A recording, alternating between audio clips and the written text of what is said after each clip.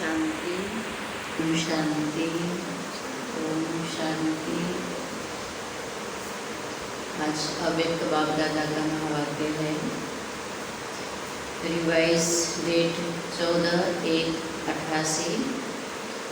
आज के अव्यक्त महावाक्य का मुख्य पॉइंट, उदासी आने का कारण छोटी छोटी अवज्ञाएं। ब्राह्मण जीवन में बाबा कहते हैं, ये ब्राह्मण जीवन माना मौज का जीवन है, और ब्राह्मण जीवन के लिए बाबा कहते हैं कि खुशी कभी भी नहीं जाना चाहिए, लेकिन खुशी गायब होती, उदासी आता है तो कारण क्या है? बाबा की अवज्ञा, श्रीमत की अवज्ञा।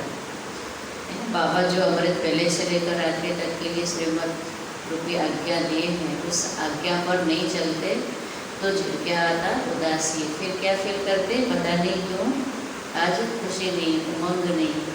ये है कारण अवज्ञा। और आज्ञा पर चलने से क्या फ़ायदा है, नुकसान क्या है, दोनों आज बाबा मुरली में बहुत विस्तार से हम बच्चों को बता रहे हैं।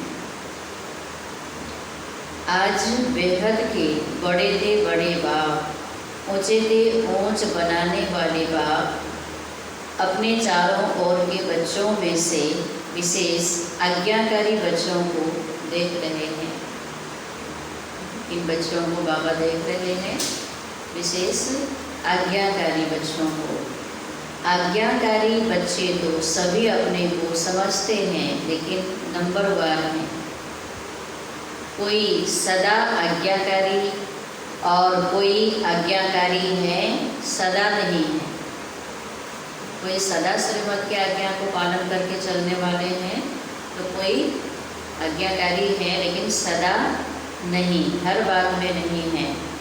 आज्ञाकारी की लिस्ट में सभी बच्चे आ जाते हैं, लेकिन अंतर जरूर है। आज्ञा देने वाला बाप सभी बच्चों को एक समय पर एक ही आज्ञा देते हैं, एक ही जैसा आज्ञा सबको देते हैं, अलग अलग भिन्न भिन्न आज्ञा भी नहीं देते हैं। फिर भी नंबरवार क्यों होते हैं? आज्ञा सबके लिए एक जैसी है, एक ही है, फिर भी आज्ञा पर चलने में बच्चे नंबरवार क्यों? क्योंकि जो सदा हर संकल्प व हर कर्म करते बाप की आज्ञा का सहज स्मृति स्वरूप बनते हैं, वह स्वतः ही हर संकल्प, बोल और कर्मों में आज्ञा प्रमाण चलते, और जो स्मृति स्वरूप नहीं बनते उनको बार बार स्मृति लानी पड़ती है। कभी स्मृति के कारण आज्ञाकारी बन चलते और कभी चलने के बाद आज्ञा याद करते हैं, क्योंकि आज्ञा के स्मृति स्वरूप नहीं। जो श्रेष्ठ कर्मों का प्रत्यक्ष फल मिलता है, वह प्रत्यक्ष फल की अनुभूति न होने के कारण कर्म के बाद याद आता है कि यह रिजल्ट क्यों हुई। कर्म के बाद चेक करते तो समझते हैं जो जैसी बाप की आज्ञा है उस प्रमाण न चलने कारण जो प्रत्यक्ष अनुभव हो वह नहीं हुआ। इसको कहते हैं आज्ञा के स्मृति स्वरूप नहीं है, लेकिन कर्म के फल को देखकर स्मृति आई। अवज्ञा का कारण बाबा ने क्या बताया? स्मृति स्वरूप नहीं रहते हैं, बार बार स्मृति में लाना पड़ता है, और स्मृति में लाना पड़ता है इसलिए कभी कभी क्या करते हैं, बाबा की आज्ञा के विपरीत ही कार्य कर लेते हैं। फिर कार्य का परिणाम जब सामने आता है तब सोचते हैं कि क्या हुआ, श्रीमत प्रमाण नहीं हुआ, इसीलिए ऐसा हुआ, परिणाम अच्छा नहीं हुआ, स्थिति अच्छी नहीं हुई। तो मूल बाबा ने मुख्य बात बताई कि पहले तो बाबा की आज्ञा हमें क्या होना चाहिए, स्मृति में रहना चाहिए। बाबा की क्या आज्ञा, बाबा की क्या श्रीमत है, श्रीमत को स्मृति में रखना। जब स्मृति में रहेगा तो कर्मों में स्वतः ही आएगा, तो उससे फिर हम आज्ञाकारी बन जाएंगे, नहीं तो क्या बनेंगे, कभी कभी आज्ञाकारी, सदा के आज्ञाकारी नहीं। और दूसरा नंबर है कभी स्मृति से कर्म करने वाले और कभी कर्म के बाद स्मृति में आने वाले, है ना। एक तो है जिनको स्मृति ही नहीं रहती है, कर्म के बाद स्मृति आती है, और एक है सहज स्मृति स्वरूप आज्ञाकारी। वो नंबर 1 बच्चे हैं बाबा के, जो सहज स्मृति है और सहज आज्ञाकारी हैं, सदा आज्ञाकारी हैं। तीसरे नंबर की तो बात ही छोड़ दो। 2 मालाएं हैं। पहली छोटी माला है, कौन सी, जो सहज स्वतः स्मृति स्वरूप हैं, आज्ञाकारी हैं, वो थोड़े हैं, उनकी माला छोटी है। और दूसरी बड़ी माला है, तीसरों की तो माला ही नहीं है, इसलिए 2 की बात कर रहे हैं, जो आज्ञा पर चलते नहीं, है ना। बाबा ने कहा दूसरे तो फिर भी करने के बाद याद करते, कभी कभी आज्ञा पर चलते भी और याद भी करते, परंतु तीसरे भी हैं जिनकी तो कोई बात ही नहीं है। आज्ञाकारी नंबर 1 सदा अमृत बेले से रात तक सारे दिन की दिनचर्या के हर कर्म में आज्ञा प्रमाण चलने के कारण हर कर्म में मेहनत नहीं अनुभव करते। एक बात अंडरलाइन करने की है यहाँ पर। बाबा ने कहा आज्ञाकारी माना नंबर 1 बच्चे सदा अमृत बेले से रात तक सारे दिन की दिनचर्या के हर कर्म में आज्ञा प्रमाण चलने के कारण हर कर्म में मेहनत नहीं अनुभव करते। हर कर्म बाबा याद दिला रहे हैं, हर कर्म में आज्ञा प्रमाण चलने के कारण हर कर्म में मेहनत अनुभव नहीं करते। देख, अब हमें चेक करना है कि जिस कर्मों में हमें मेहनत अनुभव हो रहा है, अर्थात कहीं ना कहीं हम बाबा के आज्ञा श्रीमत प्रमाण और कर्म नहीं करते। कर्म तो कर रहे हैं, सेवा तो कर रहे हैं, लेकिन मेहनत अनुभव बताना कहीं ना कहीं आज्ञा का अवज्ञा हो रहा है। कहाँ हो रहा है अवज्ञा? कैसे होता है? केवल कर्म न मानना, कोई कर्म के लिए, सेवा के लिए डायरेक्शन मिले, श्रीमत मिले, है ना, और ना करना, वही अवज्ञा नहीं होता। अवज्ञा क्या होता है? बाबा ने श्रीमत की आज्ञा दी है, मन के हमारे संकल्प क्या होना चाहिए, उस कार्य सेवा के प्रति भावना क्या होना चाहिए, वो भी श्रीमत है।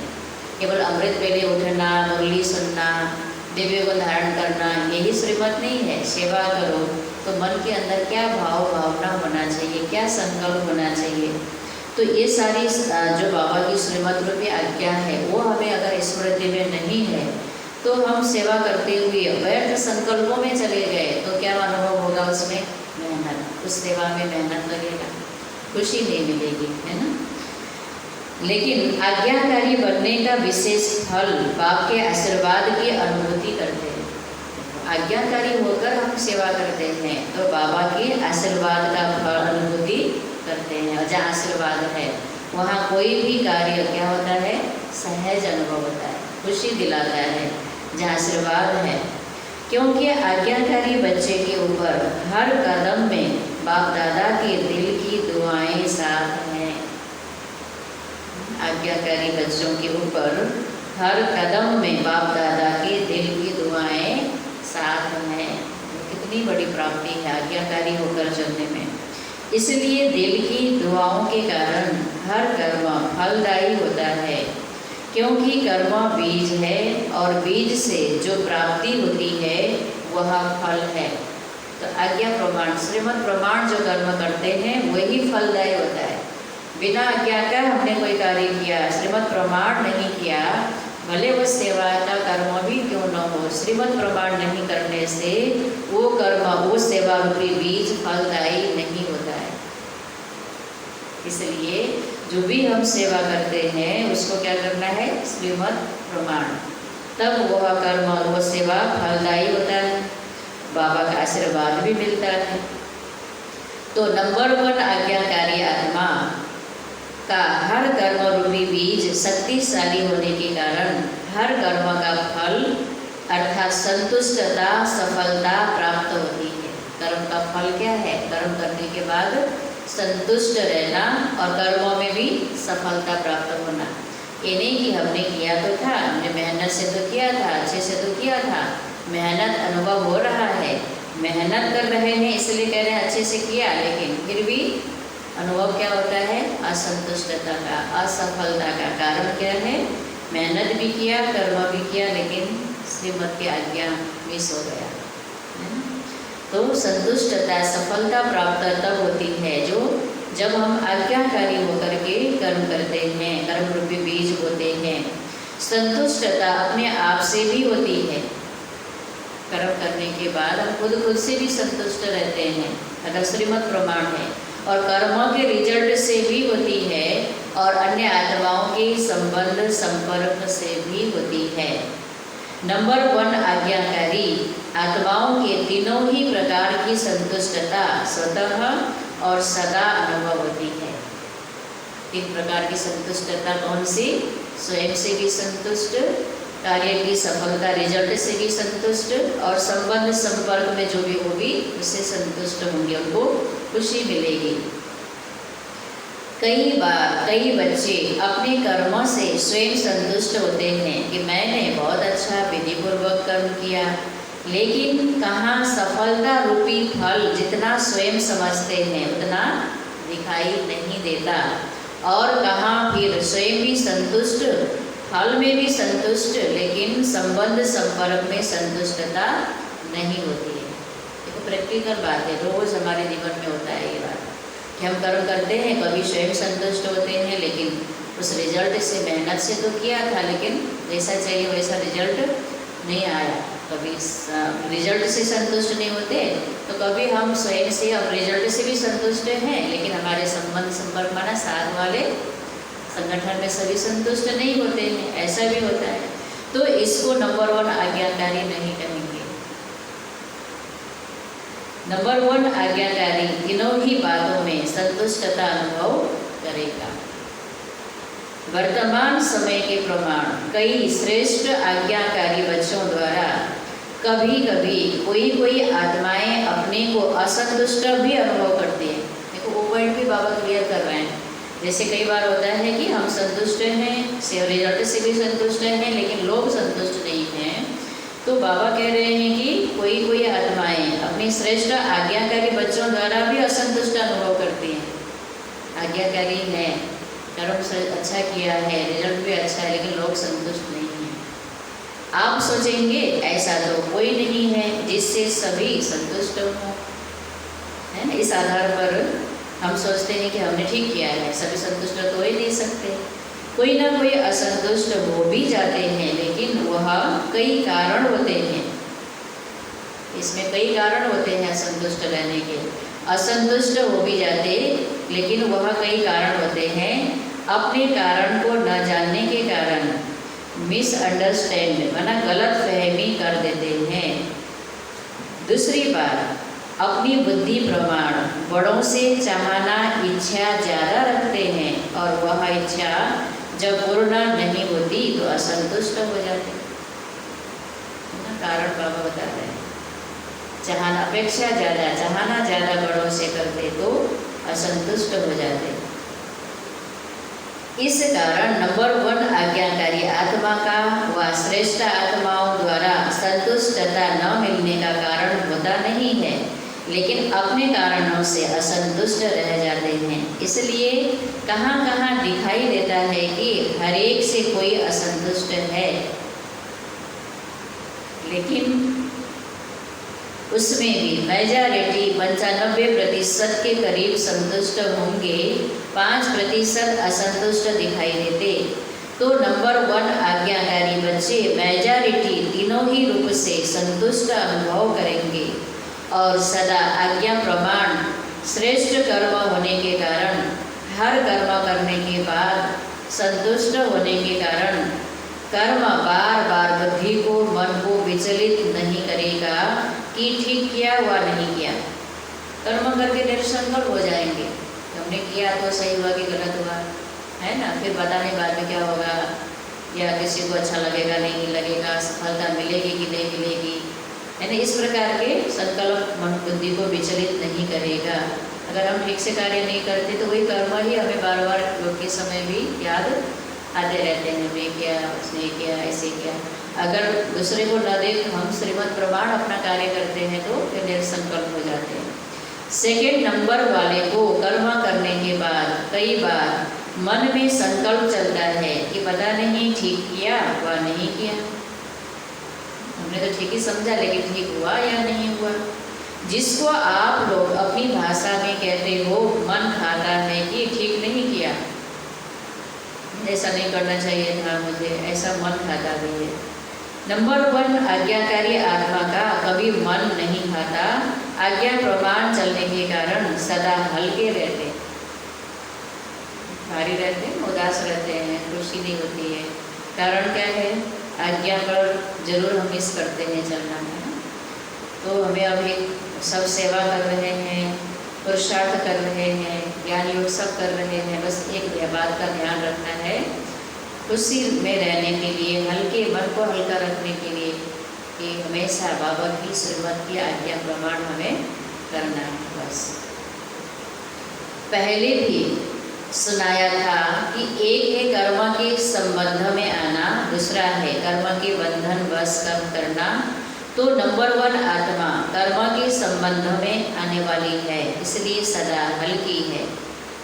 नंबर 1 आत्मा हर कर्म में बाप दादा द्वारा विशेष आशीर्वाद की प्राप्ति के कारण हर कर्म करते आशीर्वाद के फल स्वरूप सदा ही आंतरिक विल पावर अनुभव करेगी, सदा अतीन्द्रिय सुख का अनुभव करेगी, सदा अपने को भरपूर अर्थात संपन्न अनुभव करेगी। जहाँ बाबा का आशीर्वाद है वहाँ क्या होगा? सदा भरपूर अतीन्द्रिय सुख, विल पावर सब कुछ अनुभव होगा। कभी कभी कई बच्चे बाप के आगे अपने दिल का हलचल सुनाते क्या कहते हैं? ना मालूम क्यों आज अपने को खाली खाली समझते हैं। बाबा आज जैसे हम अंदर से खाली अर्थात उदासी है, खुशी नहीं है, ऐसा बाबा को दिल का हाल सुनाते हैं, है ना। कोई बात भी नहीं हुई है लेकिन संपन्नता व सुख की अनुभूति नहीं हो रही है। सब वही मिल रहा है, वही लोग हैं, वही सेवा कर रहे हैं, फिर भी संपन्नता या खुशी नहीं है। कई बार उस समय कोई उल्टा कार्य या कोई छोटी मोटी भूल नहीं होती है, उस समय की नहीं होती है, लेकिन चलते चलते अनजान व अलबेलेपन में समय प्रति समय आज्ञा के प्रमाण काम नहीं करते हैं, इसलिए ऐसा होता है। पहले कई बार आते हैं ना मन में ऐसा आता है, बाबा उसका आंसर दे रहे हैं। क्यों होता है कि अलबेलेपन में आकर या न जानने के कारण श्रीमत की अवज्ञा करते हैं।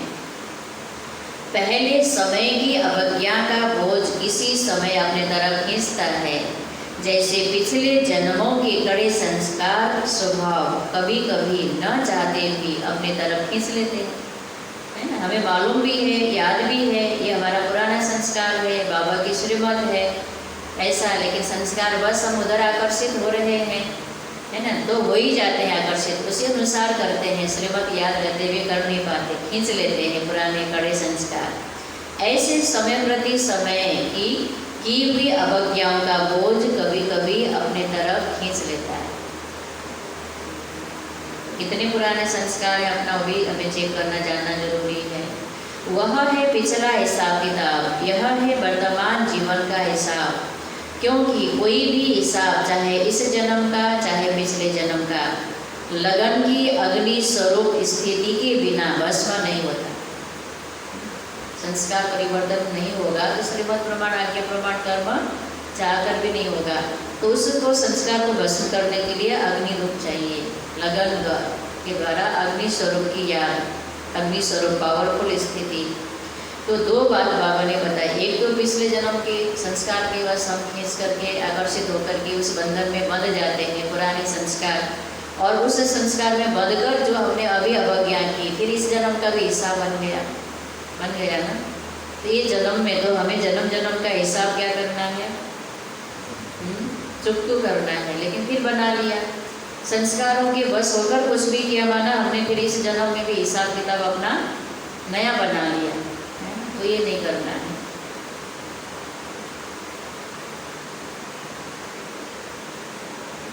सदा अग्नि स्वरूप स्थिति अर्थात शक्तिशाली याद की स्थिति। बीज रूप लाइट हाउस माइट हाउस स्थिति सदा न होने के कारण हिसाब किताब को भस्म नहीं कर सकते हैं, इसलिए रहा हुआ हिसाब अपने तरफ खींचता है। उस समय कोई गलती नहीं करते हो कि पता नहीं क्या हुआ, कभी मन नहीं लगेगा याद में सेवा में, व कभी उदासी की लहर आएगी।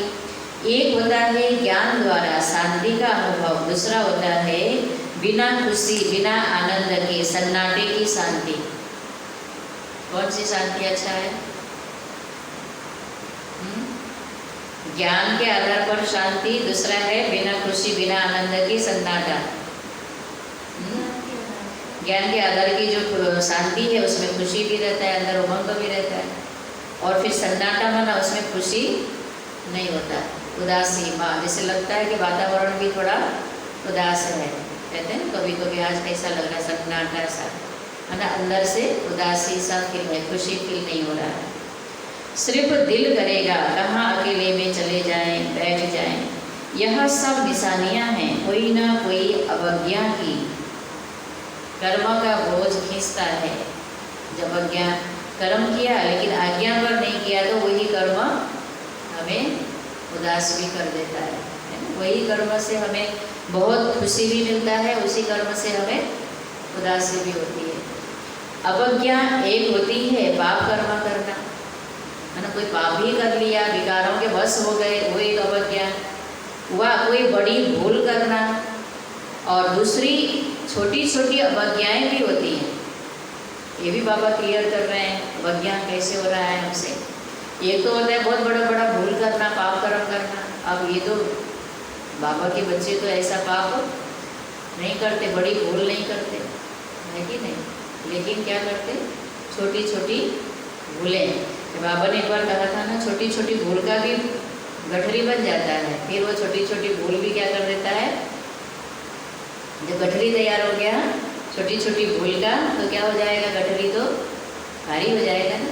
जब छोटा किया तो उससे फर्क नहीं पड़ेगा, लेकिन कई बार कई तरह की अवज्ञा होते रहेंगे, होता रहेगा, तो गठरी तैयार हो गया तो फिर भारी हो जाएंगे, उदासी आ जाएगी। जैसे बाप की आज्ञा है अमृत बेले विधि पूर्वक शक्तिशाली याद में रहो, तो अमृत बेले अगर इस आज्ञा प्रमाण नहीं चलते तो उसको क्या कहेंगे, आज्ञाकारी या अवज्ञा। तो ये भी एक बार दो बार से कुछ नहीं होगा, लेकिन बार बार होने से वही अवज्ञा का बोझ फिर भारी कर देगा, है ना, उदास कर देगा। तो अमृत बेले अगर इस आज्ञा प्रमाण नहीं चलते तो उसको क्या कहेंगे, आज्ञाकारी या अवज्ञा। ये हुआ अमृत बेला। फिर दिनचर्या में हर कर्म योगी बन करके करो, निमित्त भाव से करो, निर्माण बन के करो, यह आज्ञाएं हैं। ऐसे तो बहुत बड़ी लिस्ट है, लेकिन दृष्टांत की रीति में सुना रहे हैं।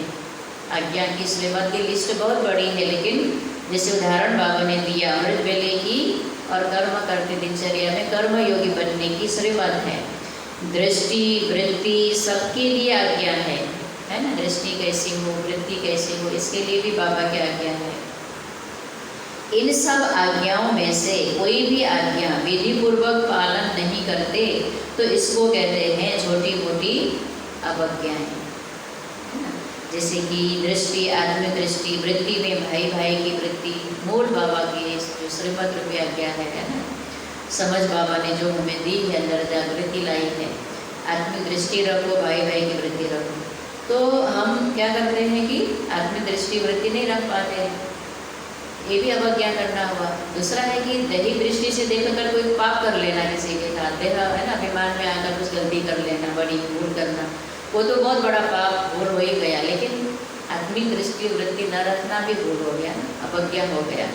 इस पर भी हमें बाबा सूक्ष्म बातों पर हमारा ध्यान खिंचवा रहे हैं, इन सब बातों पर भी हमें ध्यान देना है। इन सब आज्ञाओं में से कोई भी आज्ञा विधि पूर्वक पालन नहीं करते तो इसको कहते हैं छोटी मोटी अवज्ञाएं। यह खाता अगर जमा होता रहता है तो वह अपनी तरफ जरूर खींचेगा ना, ये भी एक खाता बन जाता है अवज्ञाओं का। इसलिए कहते हैं कि जितना होना चाहिए उतना नहीं होता। जब पूछते हैं ठीक चल रहे हो तो सब कहेंगे हाँ, और जब कहते हैं कि जितना होना चाहिए उतना है तो फिर सोचते हैं जितना चाहिए उतना नहीं है, ऐसा सोचते हैं, मन से सोच कर लेते हैं ना। ठीक चल रहा है लेकिन जैसा चाहिए वैसा चल रहा है तो लगता है फिर सोच आ जाता है कि नहीं, जितना चाहिए जैसा चाहिए वैसा तो नहीं है। इतने इशारे मिलते, नॉलेजफुल होते, फिर भी जितना होना चाहिए उतना नहीं होता। कारण पिछला व वर्तमान बोझ डबल लाइट बनने नहीं देता है। पिछला भी इस जन्म तक कभी डबल लाइट बन जाती, कभी बोझ नीचे ले आता। सदा अतीन्द्रिय सुख व खुशी संपन्न शांत स्थिति अनुभव नहीं करते हैं। बाप दादा के आज्ञाकारी बनने की विशेष आशीर्वाद की लिफ्ट की प्राप्ति की अनुभूति नहीं होती है। कितनी बड़ी बात है, तो बाबा के आशीर्वाद से वंचित हो जाते हैं। आशीर्वाद हमें आगे बढ़ने में लिफ्ट का कार्य करती है। लिफ्ट माना चढ़ो और पहुँच जाओ आराम से, है ना। और ऐसे सीढ़ी में चढ़ो तो कितना मेहनत करना पड़ेगा। तो उसी प्रकार आशीर्वाद की लिफ्ट प्राप्त नहीं करते, इसलिए इस समय सहज होता, इस समय मेहनत लगती है। नंबर 1 आज्ञाकारी की विशेषताएं स्पष्ट सुनी। बाकी नंबर 2 कौन हुआ जिसमें इन विशेषताओं की कमी है, वह नंबर 2 है। और दूसरे नंबर माला के हो गए।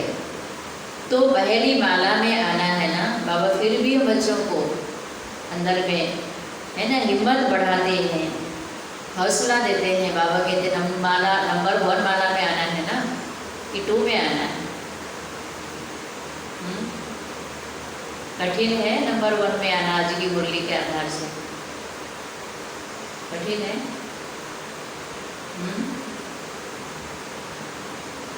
कठिन है, मुश्किल कुछ भी नहीं। बाबा बच्चों के अंदर की मन को उमंग को देखकर कहते मुश्किल कुछ नहीं, क्योंकि बाबा के सामने जब होते जब मुरली सुनते तो क्या लगता है करना तो चाहिए, बहुत मुश्किल भी नहीं, सहज ही है, श्रीमत पर ही तो चलना है।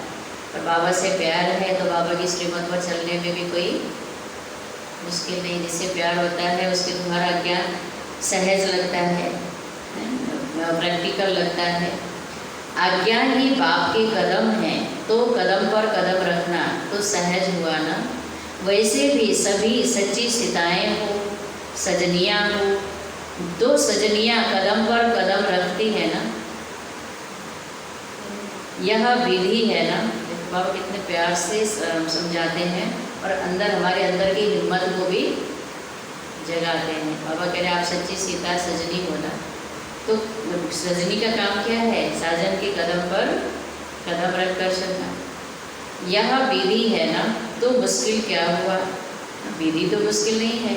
बच्चे के नाते से भी देखो, चाहे सजनी के रूप में देखो चाहे बच्चे के नाते से भी देखो। बच्चे अर्थात जो बाप के फुट स्टेप मना पद चिन्ह पर चले, जैसे बाप ने कहा ऐसे किया। बाप का कहना और बच्चों का करना, इसको कहते हैं नंबर 1 आज्ञाकारी। तो चेक करो और क्या करो, चेंज करो। अच्छा, चारों ओर के सर्व आज्ञाकारी श्रेष्ठ आत्माओं को सदा बाप द्वारा प्राप्त हुई आशीर्वाद की अनुभूति करने वाली विशेष आत्माओं को सदा हर कर्मों में संतुष्टता सफलता अनुभव करने वाली महान आत्माओं को सदा हर कदम पर कदम रखने वाले आज्ञाकारी बच्चों को बाप दादा का याद प्यार और नमस्ते। हम सब बच्चों की तरफ से बाप दादा को याद प्यार नमस्ते नमस्ते, शुक्रिया बाबा शुक्रिया। पार्टियों से अव्यक्त बाप दादा की मधुर मुलाकात। पहली पॉइंट, सदा अपने को रूहानी यात्री समझते हो। यात्रा करते क्या याद रहेगा, जहाँ जाना है वही याद रहेगा ना।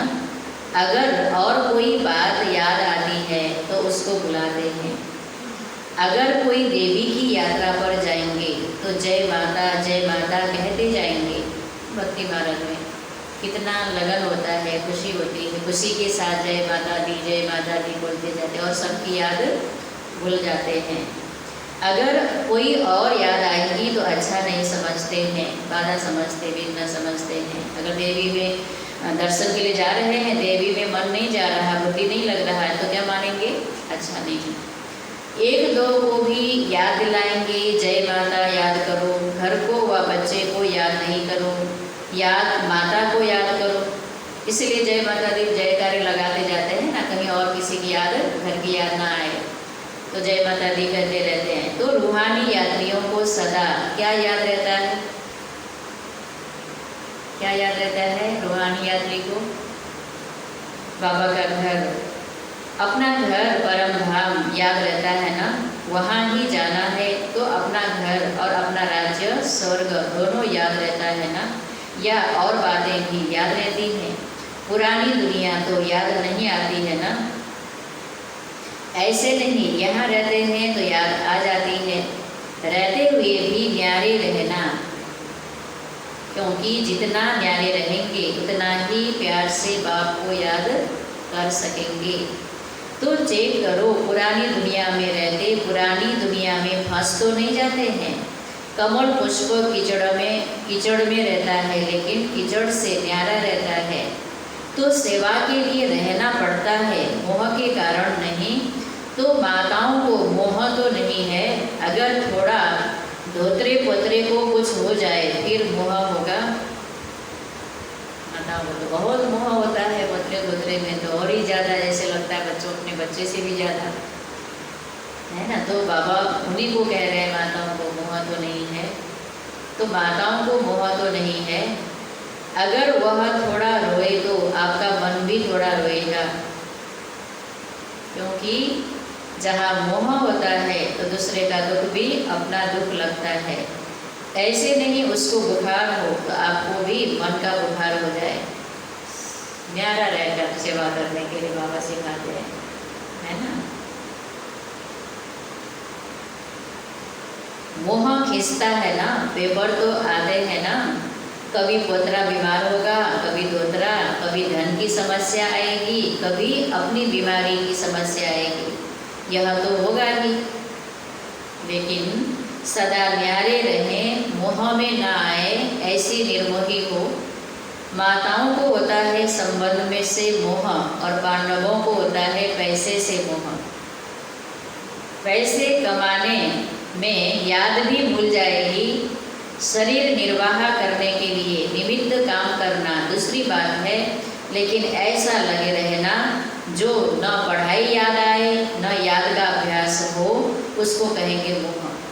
न पढ़ाई में न मुरली बाबा की शिक्षा याद आए, न बाबा याद आए, है ना। माताएं भी मोह के कारण सब भूल जाए, और भाई लोग कमाने में ये सब पढ़ाई ज्ञान योग भूल जाए, इसको कहेंगे मोह। पैसे से भी मोह होता है, संबंध से भी। तो मोह तो नहीं है ना, जितना नष्ट मोह होंगे उतना ही स्मृति स्वरूप होंगे, न्यारे होंगे, अर्थात नष्ट मोह होंगे तो स्मृति स्वरूप होंगे। कुमारों के साथ बाबा ने मुलाकात की, कमाल करने वाले कुमार होना, क्या कमाल दिखाएंगे? सदा बाप को प्रत्यक्ष करने का उमंग तो रहता ही है, लेकिन उसकी विधि क्या है? आजकल तो युद्ध की तरफ सबकी नज़र है। रूहानी युद्ध अपने मनसा शक्ति से, बोल से, चलन से ऐसे शांति की शक्ति अनुभव कराएं जो वह समझें कि यह शांति की शक्ति से शांति करने वाले हैं। जैसे जिस्मानी युद्ध की चलन और चेहरे से जोश दिखाई देता है ना, तो बाबा के जो ब्रह्मा कुमार से क्या दिखाई दे? शांति। देखकर ही पता चलता है कि यह युद्ध है, दुनिया में उनके जोश से ही पता चलता है कि यह युद्ध है। ऐसे आपके चेहरे और चलन से शांति की अनुभूति हो, इसको कहते हैं कमाल करना। हरेक की वृत्ति से वाइब्रेशन आए, जैसे उन्हों की चलन से, चेहरे से वाइब्रेशन आता है कि यह हिंसक वृत्ति वाले हैं, ऐसे आपके वाइब्रेशन से शांति की किरणें अनुभव हो। ऐसे कमाल करके दिखाओ। कोई भी अशांति का कार्य करता है तो सबका अटेंशन जाता है ना, ऐसे आप लोगों के ऊपर सबका अटेंशन जाए, ऐसी विशाल सेवा करो। क्योंकि ज्ञान सुनाने से अच्छा तो लगता है, लेकिन परिवर्तन अनुभव को देखकर अनुभवी बनते हैं। अनुभवी को देखने से अनुभवी बनते हैं। शांति की अनुभूति जो करते हैं उनके चेहरे से शांति दिखता है। जो अशांति में हमेशा रहते हैं उनसे अशांति तो दिखेगा नहीं, है ना। ऐसी कोई न्यारी बात करके दिखाओ। वाणी से तो माताएं भी सेवा करती हैं, निमित्त बहनें भी सेवा करती हैं, लेकिन आप नवीनता करके दिखाओ जो गवर्नमेंट का भी अटेंशन जाए। यूथ को, कुमारों को खास, और यूथ में तो कुमारी भी आ गए, है ना। बाबा कह रहे हैं क्या करके दिखाओ। वाणी की सेवा तो माताएं समर्पित बहनें भी करती, आप ऐसा करो न्यारी सेवा जो गवर्नमेंट का भी अटेंशन जाए, है, वाइब्रेशन से सेवा करो, शांति दिखे। जैसे सूर्य उदय होता है तो स्वतः अटेंशन जाता है ना, रोशनी आ रही है, ऐसे आपके तरफ अटेंशन जाए। समझा? अच्छा, आज का बाबा का वरदान है, ताकि वह तड़पती हुई आत्माओं को सिद्धि देने वाले खुदाई खिदमतगार भव। स्पष्टीकरण, आत्माओं की बहुत समय से इच्छा व आशा है निर्वाण व मुक्ति धाम में जाने की। इसके लिए ही अनेक जन्मों से अनेक प्रकार की साधना करते करते थक चुकी हैं। अभी हरेक सिद्धि चाहते हैं, न कि साधना। सिद्धि अर्थात सदगति। तो ऐसी तड़पती हुई, थकी हुई, प्यासी आत्माओं की प्यास बुझाने के लिए आप श्रेष्ठ आत्माएं अपने साइलेंस की शक्ति व सर्वशक्तियों से 1 सेकंड में सिद्धि दो, तब कहेंगे खुदाई खिदमतगार। स्लोगन, कमजोर संस्कार ही माया के आने का चोर गेट है। अब यह गेट बंद करो।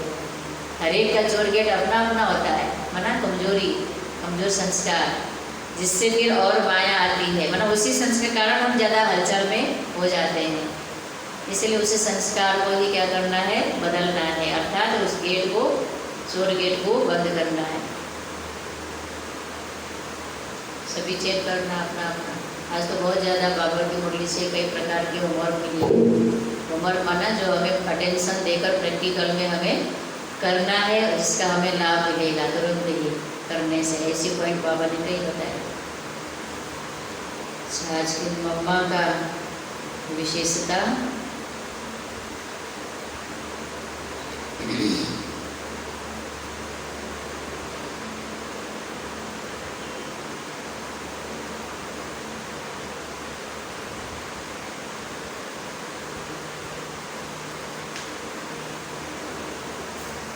जून बाबा के कमरे में सवेरे 9 बजे से शाम को 6 बजे तक